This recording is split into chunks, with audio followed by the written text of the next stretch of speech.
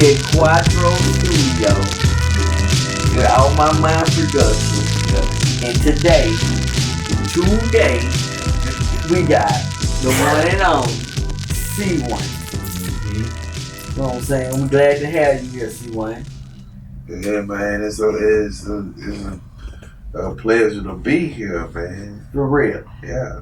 And I've been knowing you ever since I was 15. So, but I know it's a lot of people that don't know about the C1. You know what I mean?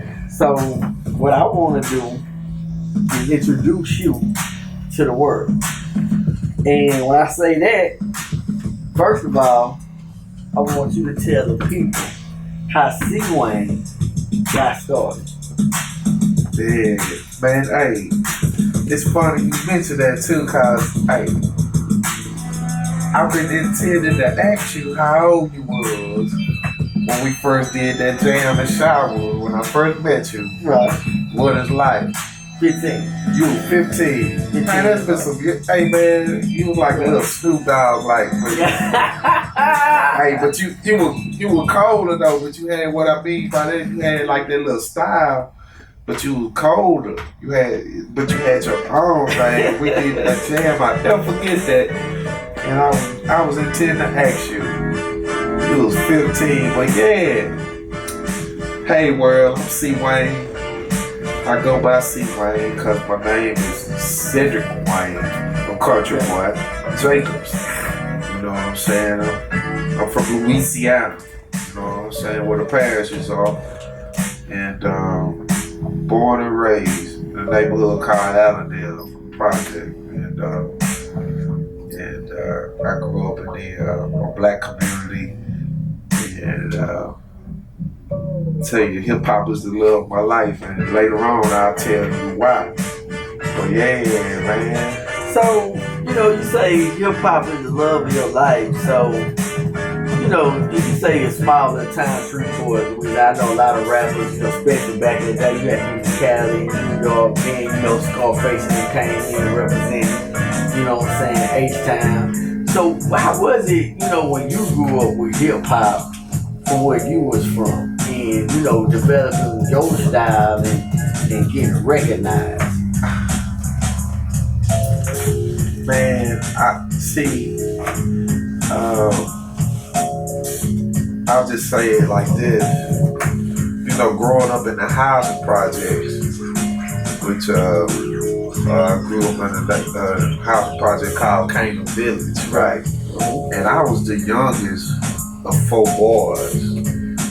So, my eldest brother was 17 years older than me. Wow, that's a big difference. Yeah, it's a big difference. And he was in that era, like that psychedelic funk era, and the brother right up under him was actually 10 years older than me. And so around the time that he was about to graduate, hip hop hit the scene.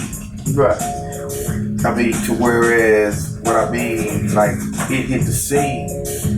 I'm talking about for the promotion of hip hop, like when the printing of the first albums, where it started being nationwide, because we understand the culture started from something moving from the disco era. Okay. And so my brother come home with that album, man, that Sugar Hill, the big old 33 where it had like one song on it, and then you flip the other side and it might have another song on it.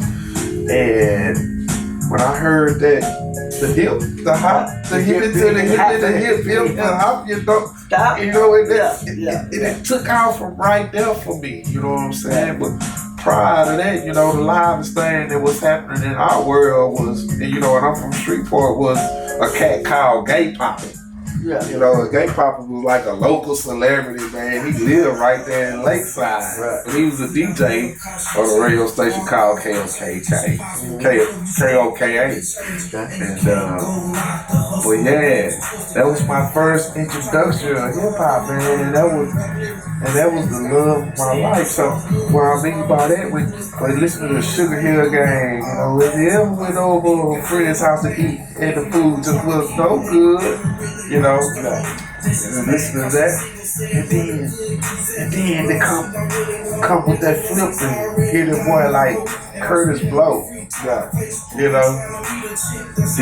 are the brains.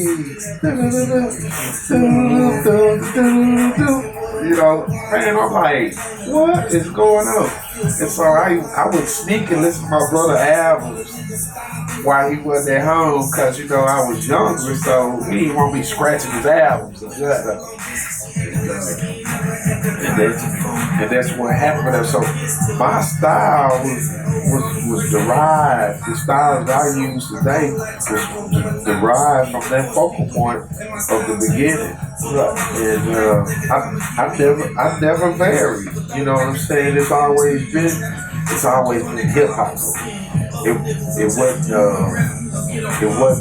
wasn't no East Coast, West Coast, trap music, South, gangster rap. It was always the hop for me. You know what I'm saying? It was always just that straight hip hop.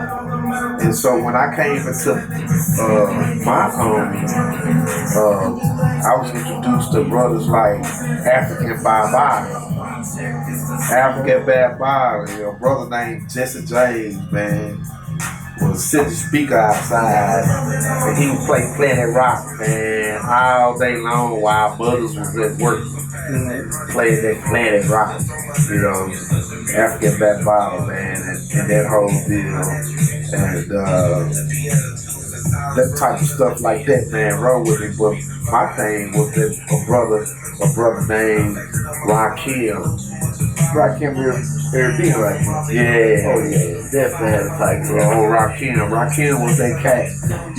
You be in class in school, beating on the desk. You're supposed to be focused on your work, but you can't get this rhyme out your head. And you beat the beat on the desk. Right. You know what I'm saying? You paying the book. And so this was that era, when you listen to whole albums, Right. So you get your Walkman, man. You get a set of batteries, man, and you play the whole album from back to forth, to back to back. You know what I'm saying? Until the batteries ran down, man. So when the course is just writing rhymes, what happened? Who you plugged with? How did you develop your style? What happened? That's, music was always a big part of my life. And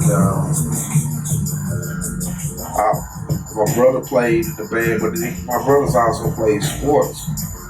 But I began in elementary school playing musical instruments like the xylophone, the timpani, the kettle drums, the Congo drums, and it was required in school curriculum cattle pairs that we played the recorder. Right. Yeah. And so music like a flute out there. Yeah. And so music was always, and my father, growing up, my father would on Saturdays when we'd be at his house on the weekend, he would always play the B.B. Kings and the Bobby Blanks, and a little Johnny Taylor, and the Tyrone Davis and stuff like that. Okay, so so music was a big deal, but I never really intend on rapping or whatever, because I was more so like a dancer, Right. And I had new guys that had rapped, and I never really just took it serious like writing a rhyme. And one day, man, I was listening to a radio station. These cats, they call themselves the dynamic duo, Doug Gibbs and Chico. Oh, brother Lord Blackshot, man. We are actually the boys in the high school band, him and Booker T. Watson. And they had this thing that they would play on the radio called the Funk and Roll. And when Chico would do the Funk and Roll, they would open the phone lines up, and Chico would play an instrumental, and he would invite people to call in to rhyme. And so, back then we still had cassettes, Right. and so you had your box, and you could record off the radio on your box, right? And I decided, man, I ain't doing that. I'm gonna write a little rhyme, and when they call, I'm gonna say my little rhyme on the beat, and I'm gonna record it. Right. And I did that, and I recorded it, and it was kind of goofy. I was nervous and everything, but they congratulated me, man. I So recorded you it. called him and And I recorded myself, and at the time I was going to a community college here locally, Southern University. Yeah. Big up Southern University, you know what I'm saying? Right. I'm a Southernite, you know what I'm saying? I'm a Southernite. Big up Southern University. So I'm up in Southern University, and this guy, it was two guys we was hanging out on the yard.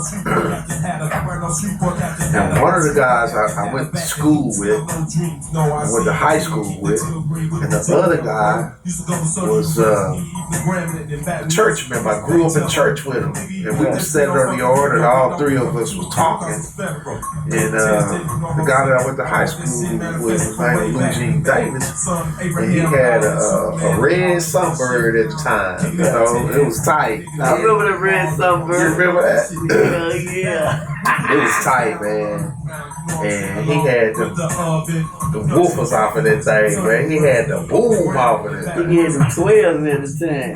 15s, I believe. He could have been 15s, 12. I know he was hitting up. I know if he hit when he drive around the school campus, we turned it up, you can feel it. You know, and so man, I had this tape on me, man, and I don't know why, I just mentioned it. And so cuz was like, hey, you wanna play it? Put it in there. So he put it in his deck and he played it, you know what I'm saying? I didn't think that that's something. And so one day, he hit me up in class and say, hey man, that rap thing he did the other day. He say, how serious you is about that rap thing? And I was like, man, I was just doing it. So he said, I tell you what, when we get out of class, school over, give me a call, come by the house later on. And at the time he was living on Garden Street. I mean, he was from the hood, he's from Alabama. And so I did. I called him and I went over to his grandmother's house and we were hanging. Cuz had a keyboard, a microphone, and a reverb. He said, let's do it. They say, let's do it. So we started fucking around with the keyboard, so he had this little sound going on the keyboard, then he had loop. Right. And oh man, he got to playing with that reverb while I was trying to spit and rhyme, man. And the rest, like they say, was history. Straight up. You know, we kept on and we kept on and we evolved, and the brother would he would come with different stuff, and he introduced me to some more people that was in the craft. He had a cousin named Jock, man. DJ Jock, man. Oh yeah, Jock.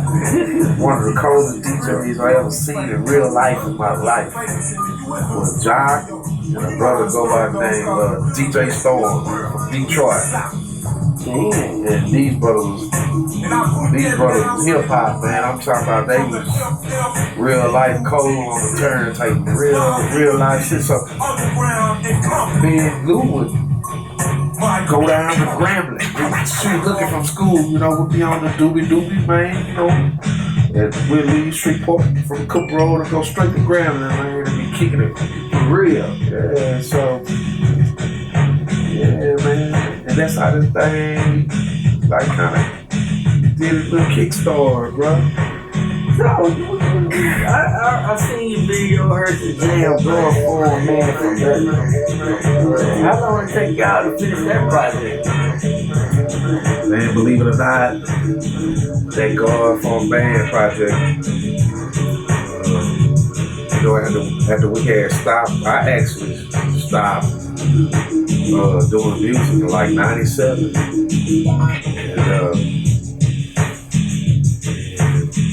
and time went by, and somehow me and Lou kind of reconnected, man. And during that time when we was doing the golf on Man from Dirt, my mother was sick, and man, we started hanging out, and we would almost like do a jam a day.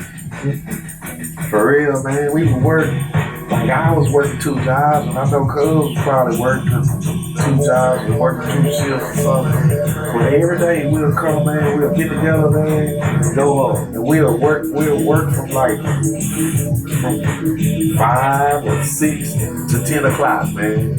And then like the Most High was just, he'll put a beat on, man, right, man. It's like the Most High was just, and man, before we know it, we had like anywhere from 15 to 27 projects that we had done, man. And so we was like, man, we got all this stuff, man. We need to go and put together an app or LP or something like that. And at the time, man, we was just like, it gave me something to do. Take my mind and focus out. I mean, about to lose my mother, man, and working out hard, and that's what jams came from, like, fuck you, C. Wayne, stuff like that, because that's one of my favorites. Yeah, man, I was really going through some things at the job, and so what would end up happening is, like, we'll be talking to the coworkers or something. They respond to me, even though they didn't actually like say "fuck you, C. Wayne." They respond to me, will give off that vibe, and they might as well just say "fuck you, C. Wayne." And so one day we was at work, and Cat started saying something to me, and as he was saying it to me, I simultaneously just started saying "fuck you, C. Wayne," and he was like, "Man, what's wrong with you?" And I just kept saying, "Fuck you, C. Wayne," because really, that's what he was saying to me, but he was trying to, say it in a nice way. But his spirit and his countenance and everything else was really saying, "Fuck you, C. Wayne." Yeah. Fuck you. Fuck what you're going through. Fuck what you stand for. Fuck all your that. work. Yeah. Your artistic work. And so I told him, I said, all right. I said, I tell you what, this weekend I'm gonna make a jam. So basically, they hate motivated you to make something great. That song was just. So for all the people listening, they need to know that haters can motivate you. Yeah. So just because you got people ragging you or talking down, most don't let definitely. it tear you down. Let it uplift you. Most definitely. Most definitely. So, see, Wayne, are you planning on doing shows or traveling or really taking this to the point? Is it just a hobby or you trying to get it off the ground? I mean, I know you're up in age now. Yeah. I mean, what's your goal? What's your dream? Man, I really would love to do this full time. You know what I'm saying? And of course, yeah, that age thing has came up in ideals, and me and Lou both, we both understood that, man, hip hop ain't just a hobby or something. It's a culture. Hip hop is a lifestyle. And, I was watching this program one day, man. It was a documentary of Quincy Jones. And man, Quincy Jones, Quincy been doing music since like the 40s or something. Oh, yeah. And he's still doing music. Can't stop. If he stopped, man, he's still doing music. I mean, this brother did scores to movies. Oh, yeah. Quincy Jones. He done directed core groups, all kind of albums, produced so many artists. Right. So I look at people like that and I'm like, man, this thing is timeless. Right. So for me to let somebody talk against the gift that the Creator gave me to express and the opportunity to express my art based off of age or a time limit or a boundary somebody set. When this thing called hip hop is timeless, and ultimately hip hop is the only thing, if you really think about it, the Jews got the media industry, the television stations, right? What Asians got? The Asians got their restaurant. They do nails and hair. They got that on lockdown. What the Mexicans got? Mexicans, if you look, especially in the South, if you go anywhere towards Texas, they got all the construction jobs. Oh yeah, all the construction, the cement. What do black in America have that we can say that's ours? The only thing we have as a people that is ours is hip hop. Yeah. That's the only thing we have. We don't have if you want to support all black business, right? Say you set out to support a black business. Alright? How far would you go? I mean, if you wanted to just bow off doing everything except exchanging your dollar from your hand to another black man's hand, where you gonna buy your t-shirts from? Walmart. Who making the t-shirts? Probably somebody over in China somewhere. Think any black people making t-shirts? No. They might get t-shirts and put prints on them and stuff, but where they actually getting the t-shirts Material from? to keep for the raw material. Oh yeah. Do we have our own shoes? We have to buy our shoes from somebody. How many black-owned grocery stores we got? Not many. Hip hop is the only thing that we have as a people. And that's why I love the culture of hip hop, man. I mean, it's greater than this, the music. So, yeah, man, the answer to your question is that, yeah, man, I plan on continuing on until the casket drops. So, like you said. So what's your next project? Well, to be honest with you, man, we're looking off into put videos to all these old, well, not necessarily old, but projects that we already have done, right? In the hopes to promoting them further so more people can hear it, you know what I'm saying? Put the visual aids with I definitely understand that. Yeah, I mean, lights, cameras, and action, and all this stuff is homegrown. We're doing everything right here. From sound to vocals to creativity to filming, we're doing everything in the Quattro Studio set. You know what I'm saying? Hyperfine production. All this stuff is homegrown. Investing in time, energy, and money is coming from the core people. We do invite you guys to participate, listen, share. You know what I'm saying? Definitely share. Definitely like and share. Yeah, because I don't think, like one of the jams entitled, I don't think we're gonna stop, man. I don't see, we ain't gonna stop. We're just gonna keep coming and coming. And hopefully people come on with it, man. Like I say, it's a pleasure and a privilege to be able to be doing some stuff like this, man. Oh yeah. And so, yeah, the next project, as a matter of fact, we got this jam called Hip Hop Fable that I believe that's going to be the next visual aid that we're going to try to embark on filming it. We're going to actually try to film an actual on-site video. A couple of videos that we've been doing, we've been involved in. Like each one we do, we grow it a little bigger and bigger with it and stuff. And so this next project, Hip Hop Fables, we plan to shoot different scenes and different shots. We'll probably even have a storyline to it. Oh, that'll be cool. Yeah. That'll be Cool. I'm looking forward to it, man. Let's get it done. But there y'all have it, folks. Live, C. Wayne, Quattro Studio, Out My Mind Production. Been a good interview. And keep it coming, man. Keep it coming.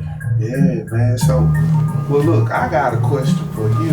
I'm listening. Yeah, because I know you embarking on film and you and Quattro did a few short stories already. Two of them I know of, and you got plans to do some scores and actually do a movie. But what I wanted to ask you is, how was it for you? Because I know your pen is a force to be reckoned with. Like I say, we did a couple exams. We did the exam when you was 15 years old. Yeah, I remember that. You know, it's kind of like biblical. Like you got one talent, and you use that one talent, and that one talent produce 5 or 6 more.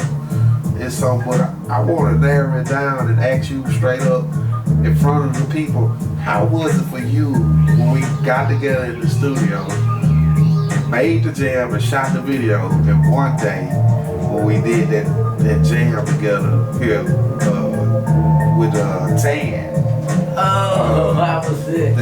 That was cool. Best to be blessed. I basically paid it out for y'all. I can't do nothing till I hear God playing. I'm talking about you dropped it, man. So how was it for you? I mean, it looked like you was having fun when you did it. Man, I was with 2 co-MCs that I grew up under. You know, so, you know what I'm saying? First of all, the energy was already there. Y'all really came, blessed the mic, told me to put a verse on it, so you know I was happy to put it on there. I mean, y'all already had carried the torch. I just basically just dropped something on it, you know what I'm saying? Whatever I felt, you know. But I think Tan was going through a lot at the time, so you know he definitely needed Christ at the time. You know, which we always need Christ, you know what I'm saying? But definitely when somebody's going through one of their lowest points in life, you know, we all can relate to that.